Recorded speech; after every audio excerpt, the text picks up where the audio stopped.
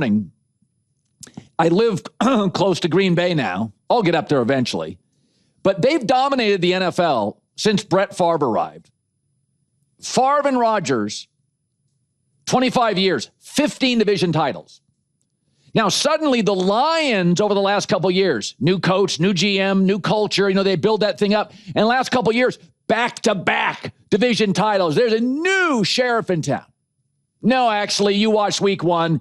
The Lions made a mistake on coordinator hires. They may be third or fourth, and Green Bay is back on top. That's the way it always works. Minnesota's had good years. We always overinflate the Bears' chances. Ooh, Detroit's really now going to own the future, and Green Bay's back on top. First of all, they've become the only NFL franchise that has hit home run with quarterback. And not only did they get Favre, it was a bit of a reclamation project. Rodgers' first round fell to him, and Jordan Love, but they didn't have to give up massive draft capital and bought him out to get him. Yeah, it's kind of like Danny Ainge and the Celtics. We're going to rebuild and still be viable. And yet today, and then tonight, as you watch, as the league has pivoted to offense and franchises like the Bears and the Steelers that are iconic can't figure out offense, no team in the NFL in 2025 has more tight end, wide receiver talent on rookie contracts that can all play. And you'll see it tonight. Since 1992, added up over 30 years, the Packers are number one in the NFL in winning percentage, points per game, second in playoff wins, division titles since the Brett Favre era. What about those big, sophisticated markets in the NFL? No, both New York teams stink. Dallas, irrelevant for 25 years in the postseason. Chicago, well, we'll just cross our fingers on the whole offensive side of the ball thing. Miami, flashy Miami, a mess.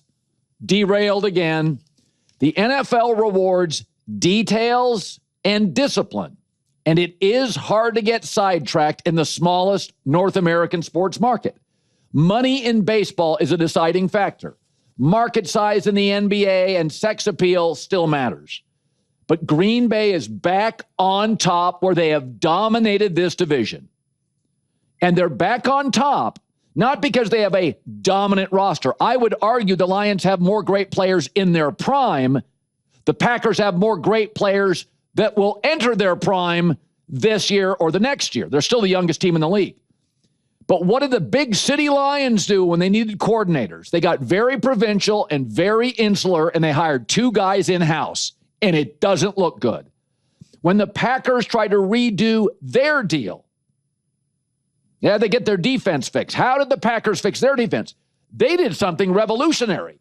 They not only went to the college ranks, they lured a head coach, a respected head coach in college, to be their defensive coordinator outside the box. Number one winning percentage 30 years. Only franchise that has nailed a star quarterback 3 straight times. So as you watch Green Bay tonight, favored over Washington, should be a great game with a lot of offense. I don't think that Washington has a great defense. I think the Packers now with Mike is very interesting. As you watch tonight, this has been the team of record in the NFL. Kansas City's got more trophies recently. New England, yes, trophies too. But New England now is a talentless football team, has been for 4 years. And Kansas City feels like there's regression. And Green Bay, nothing but stocked with young talent, many on the offensive side, on their rookie deal for several more years.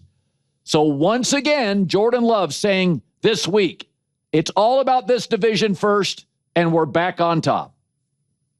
Big picture, I mean, it all starts with NFC North.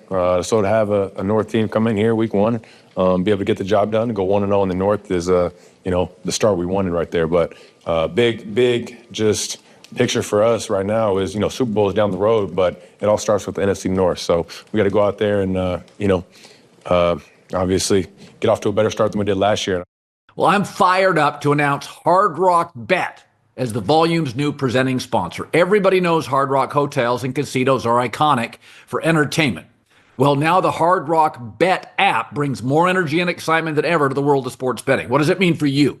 Well, here at the Volume, you'll start to see us use Hard Rock Bets lines when talking about the biggest games, college or pro.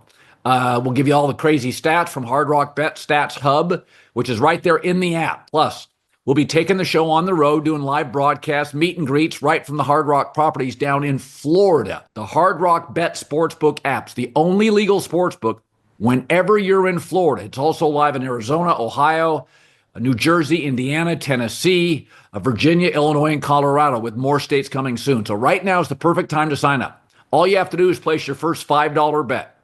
If it wins, you'll score $150 in bonus bets on top of your winnings. That's $150 more for you to bet this football season.